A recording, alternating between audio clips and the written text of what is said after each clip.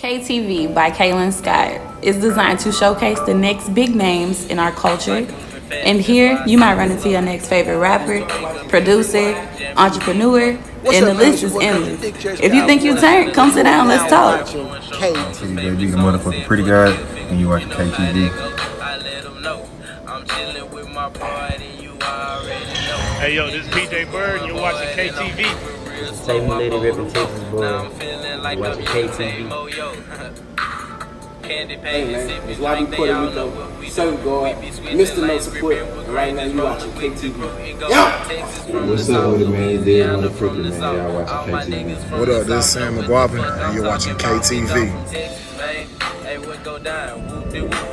From Mercedes Letterman, aka Cody Banks, and we are live on KAYTV. Check in, man. It's going down. Seeing for people, man.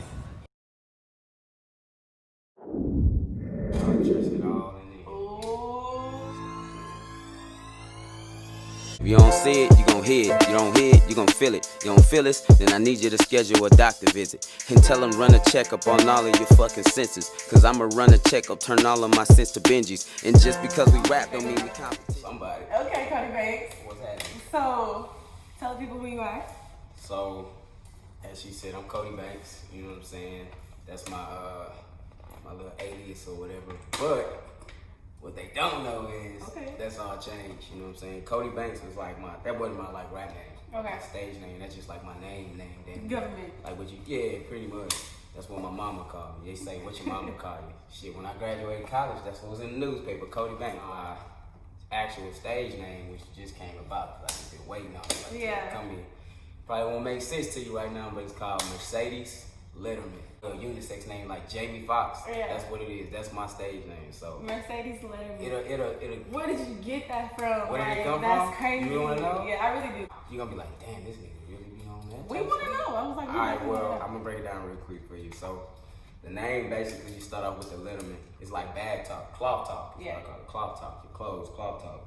Okay. So when we in high school, that's when you first learn about cloth talk. That's your first introduction to cloth talk. And what I mean by that is when you put on a letterman, a high school letterman, or you see someone with a high school letterman, you know what that represents. Like, oh, in high school, that's like, oh, that nigga got a letterman. Like, oh, he put in work, he doing something. Like, you step into like another little caliber, like you know what I'm saying, of the higher. You feel what I'm saying? Like that. And then when you get to like college, it's the same way. Yeah. Cloth talk, you got Greeks who put on their college letters. Yeah. You know what I'm saying? And then when you graduate, you put on your cap and gown, so your cloth starts to speak for you. Yeah. You know what I'm saying? It precedes you. So it's like, oh, he went to college, he graduated, oh, he got letters, oh, he Greek, those type of things. And then as an adult, it's like that last letter.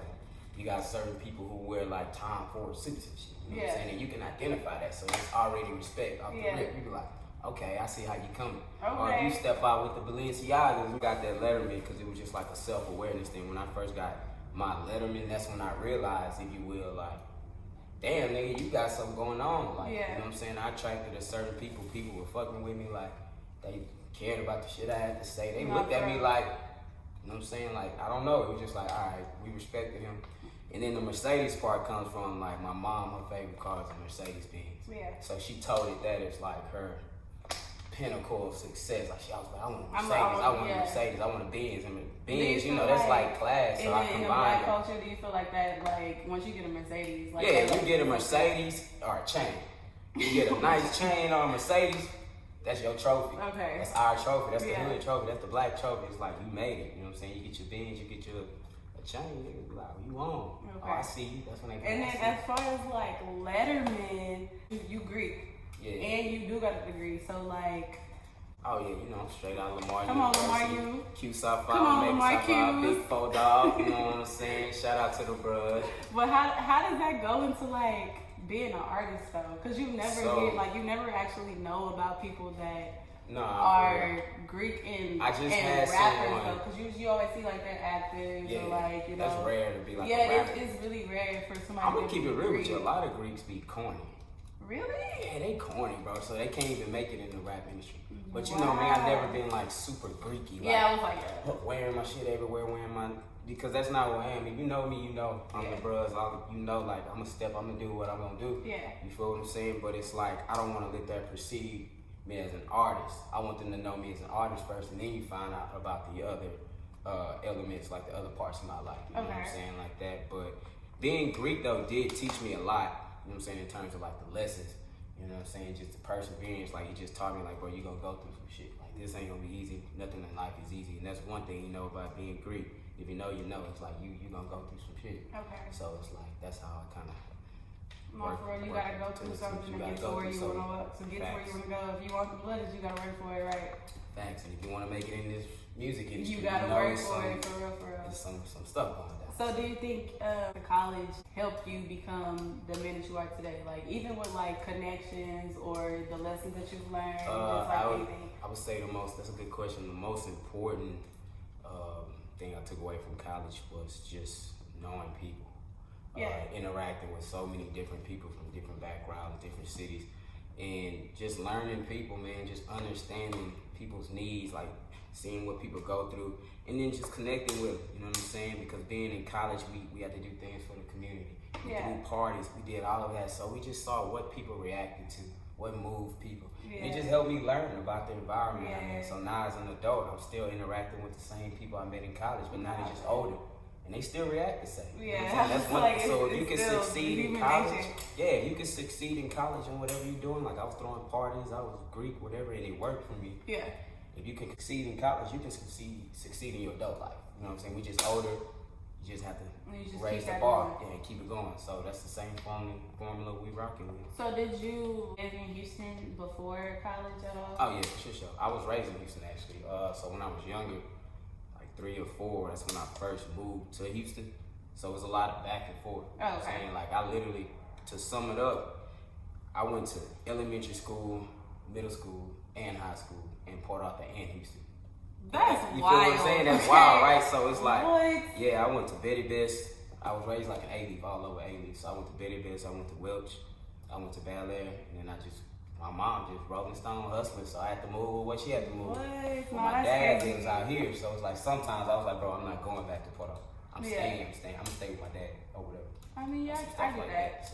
So like, how does that Port Arthur culture, like, how did that shape you? Because like I know, like, especially, and you got the Houston culture too. So like, just both of those things, like, what does that mean, like, for real? Little fusion of both. Because like, some people don't know that like UGK is like originally they from Port Arthur. Yeah, they damn near like me. They from Port Arthur, but they also Houston paid. Port Arthur made, Houston paid, so it's like the best of both worlds. We right down the street. We neighbors, we cousins. I would say being from Port Arthur, I always kept that small town, humble mindset. You know what I'm saying? Because everybody out there, we just chilling. We just real slow boogie out like there. Everybody know everybody. Everybody cousins. Everybody know each other. You can't get away with too much, so you can't be on some BS out there. I tell people this all the time, man. When you real, you attract other real people. Because there's not a lot of real people. Like I said, I already knew YB. We chopped it up. You ain't know I knew him. Right. I'm like, that's crazy. We good people. You know what I'm saying? Like that's just how it is. But yeah, just having that small town mindset keeps me grounded. Yeah. And then also having that Houston hustle, like, you know what I'm saying, we ready to get and it. That's a really good combination to have too. Like just like being able to be humble. The humble hustle. Yeah, like that's crazy and still be like, I still gotta get it. Like, you know what I'm saying? Like, I'm not finna have no small town mindset. Nah, definitely not. And I got this real big. What J. Cole said, small town, got bigger dreams, something like that. That one time. Yeah, that's me. No, small for real. Right, that was yours. That was my, man, that was like my icon. I grew up all Cody. Yeah. I'm still fucked up about that. I ain't gonna lie to you. And when Cody left, I was like, what? I feel that's like when everything just started going crazy, Kobe bro. Like, was the glue that was man, he kept the world together. Like, Kobe left and everything on? fell apart. Like, all of a sudden, shit got terrible. She started falling out the sky right after Kobe died. Man, yeah, that was that shit. We miss you, Kobe. His energy was felt like when it left, he felt it. Like it felt like the world stopped. He was just like. I ain't gonna lie, I thought it was fake news. Bro, I swear, I was just chilling. I saw fake news. Kobe died.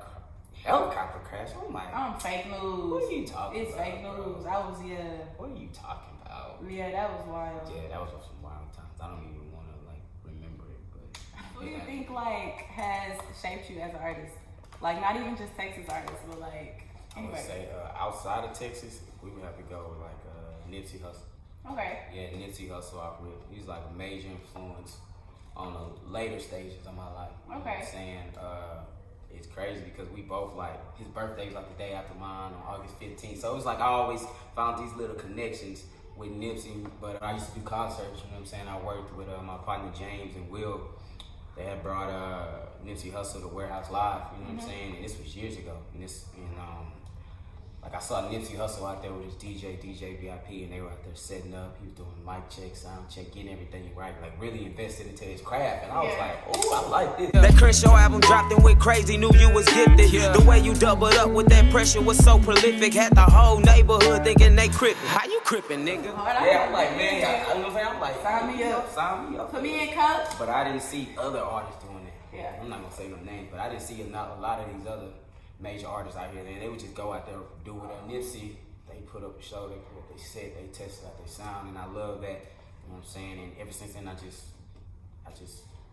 gravitated towards that, and I've been rocking with Nipsey. All about that stage presence. Like my first show, a lot of people didn't even know my songs, but it was like just that energy. Yeah, like I'm just rocking. I'm talking. You gonna know me. I'm making sure. Since I was a little nigga, it was polar, fuck the hill figure. And to this day, that's what it is, nigga. But when you left us, we didn't know how to feel. Countless days getting thrown while working that wood wheel. Not a whole world screaming out they trill. How you trill? Getting up there and like, oh nah, we bigger than that. We entertainers at the end of the day. Exactly, and it's not just rap. I feel like entertain me. That's what I'm here for a show. It's called a show. Like, I paid for this. I didn't pay for you to go.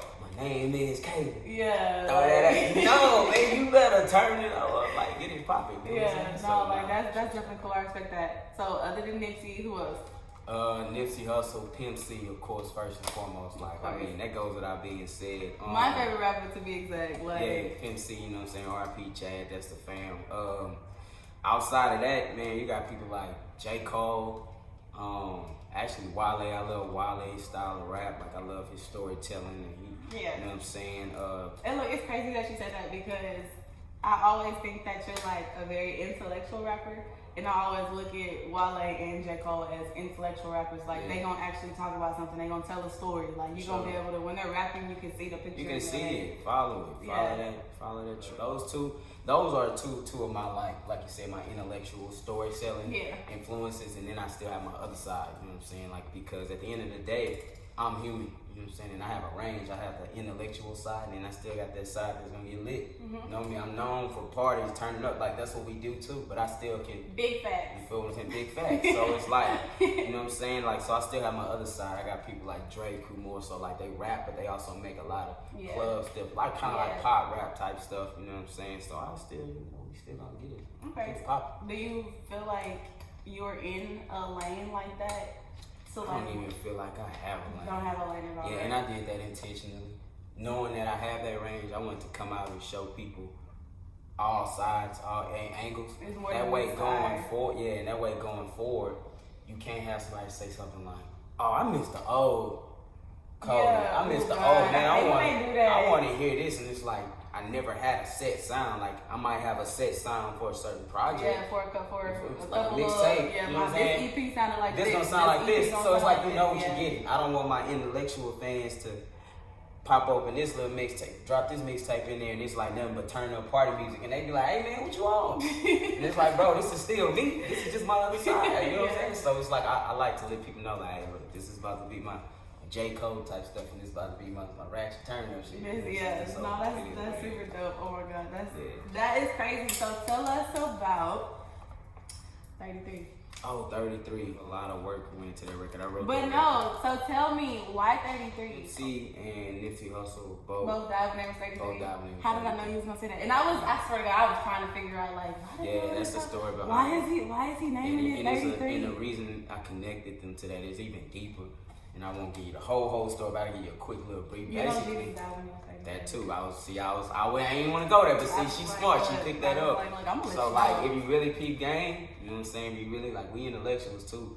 One thing that Nipsey stood for, you know what I'm saying? He was neighborhood crip, neighborhood nip. You know what I'm saying? He stayed in his community, invested into his community, and he was still big crippin'. You know what I'm saying? He still throw a rolling 60, like, but he handled his business because that's what he preached. And you know what I'm saying? His untimely demise came at the hand of one of his own people that had access to him because he stayed in his neighborhood at his store, in front of his own store. So he died, you know what I'm saying, basically walking in what he believed in. Like, hey, look, this is my neighborhood, this is my folks. I'm staying with my folks. I'm not gonna be too celebrity. And that's what ended up taking him out. Yeah. And you got Pimp C. You know what he was polarized for. He was known for pulling up, coming down, you know what I'm saying, sipping drink. That's what killed him. And that's what ended up killing him, the very thing he represented and he stood for. And like you said, like Jesus, you know how he went out. Very people, he was trying to help. Saying they hungry, man. Yeah. So it's like, you gotta be mindful of the energy you putting out there and the things you stand for, and make sure you don't get too deep into it, because there's some people that don't stand for the things you stand for. Yeah. You know what I'm saying? So just always be aware. You say it's nothing worse than snitching on your own folks. Okay. It hurt me when you lost your life to your own low. Okay. In every picture it was PA we was throwing up. But tell me how you lose your life while you was pulling up. Something that's going to influence your behavior. Yeah. But just being able to stand on, this is what I really stand for, like, and I'm gonna rock behind it. Yeah, I tell people that all the time. My favorite saying is, I'm standing on everything I'm putting down. Yeah.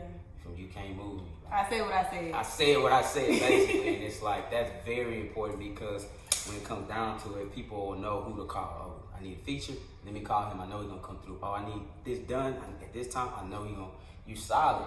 I need an interview, and guess who came through? Yeah, I'm coming through. You know what I'm saying? It's every like time. She hit me and was like, "You want to do an interview?" Every I ain't time. even think about it. I'm like, "Yeah, every time." You know what I'm saying? We locked in, and people, that goes a long way. Yeah. Because now the next person is gonna be like, "Hey, who is that? Oh, that's so and so. He good people. Yeah. He good. Yeah. Chop it over. Yeah. He come back around." When did you start rapping? Start rapping like actually deciding like.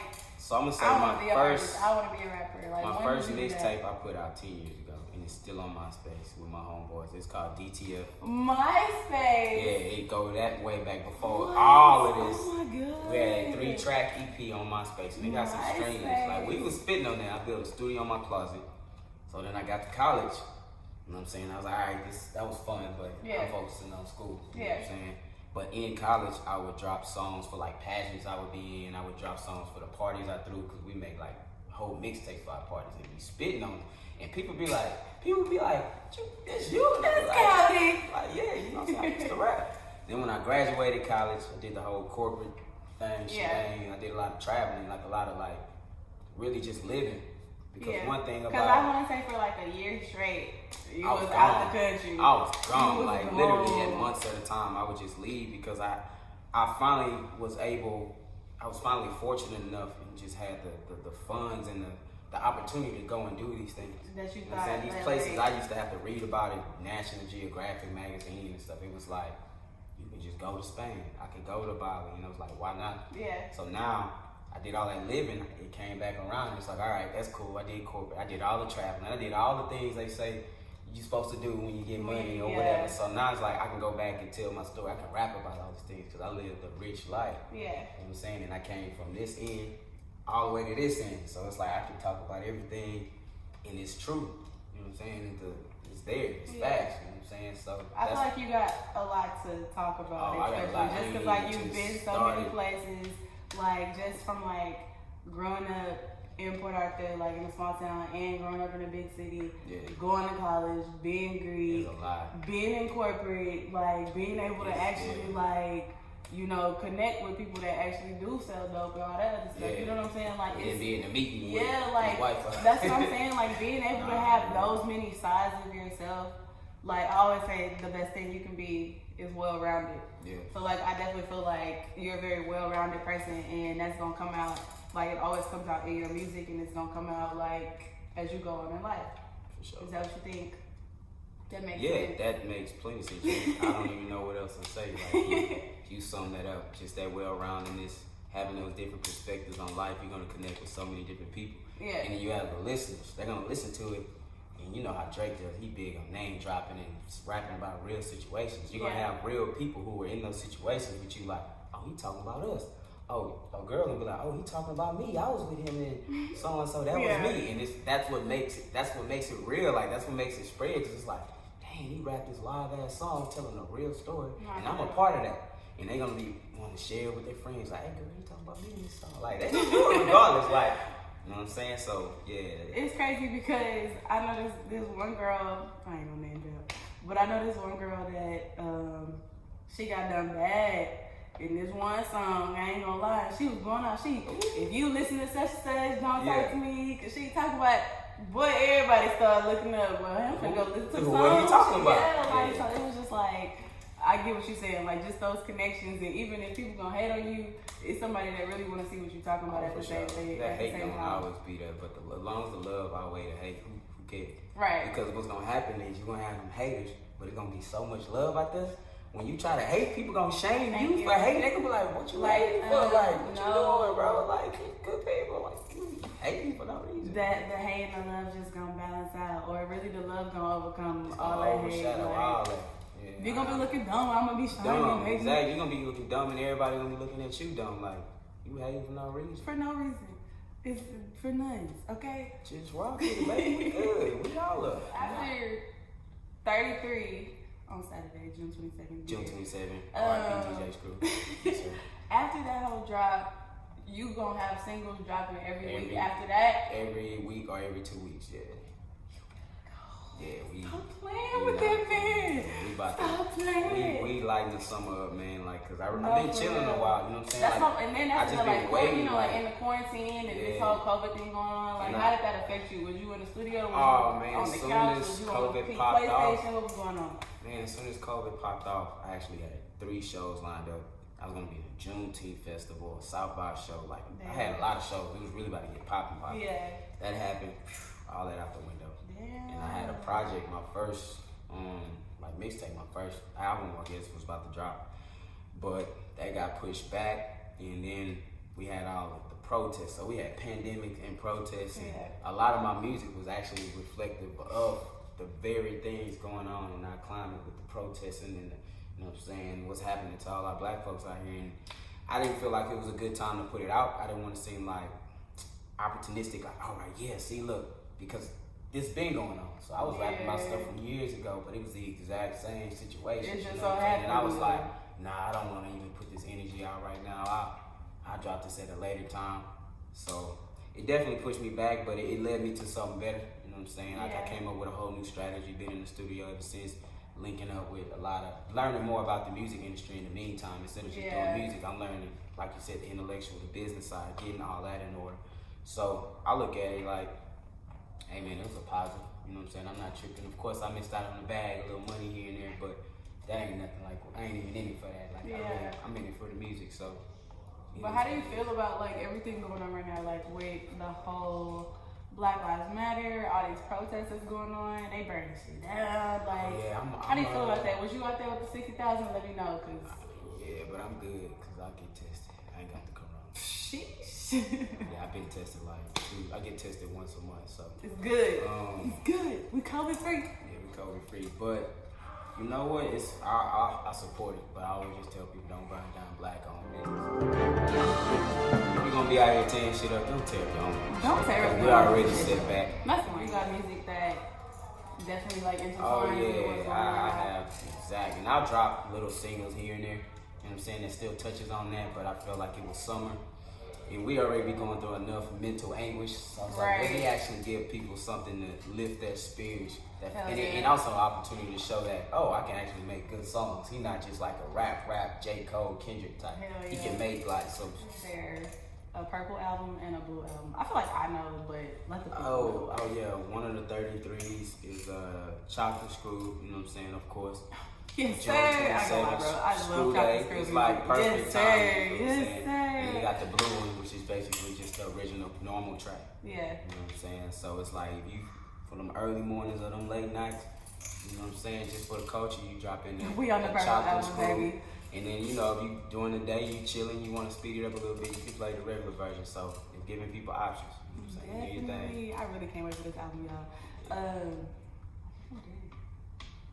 cool. Unless you got some more questions. I'm trying to think, cause I had all this shit, but the way I did it. I mean, you touched on a lot of That's stuff. what I said. I ran through everything perfectly. Stop playing with me. Stop playing with me. A mansion. We in there. What you right now? We in a mansion. Big plane. Get your house built, man. It's your boy Mercedes Letterman, aka Cody Banks, holding it down for Port Arthur and Houston.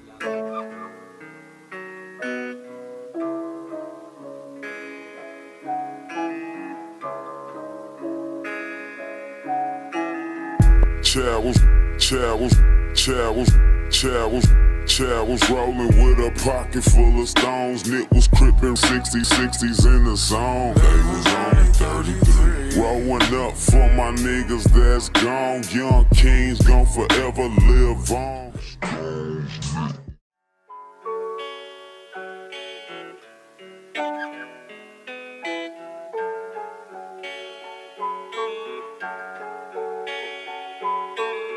Chad was rolling with a pocket full of stones. Nick was crippin' rolling 60s in the zone. They was only 33. Rolling up for my niggas that's gone. Young kings gon' forever live on. They was only 33. Chad was rolling with a pocket full of stones. Nick was crippin' rolling 60s in the zone. They was only 33. Rolling up for my niggas that's gone. Young kings gon' forever live on. Hold up.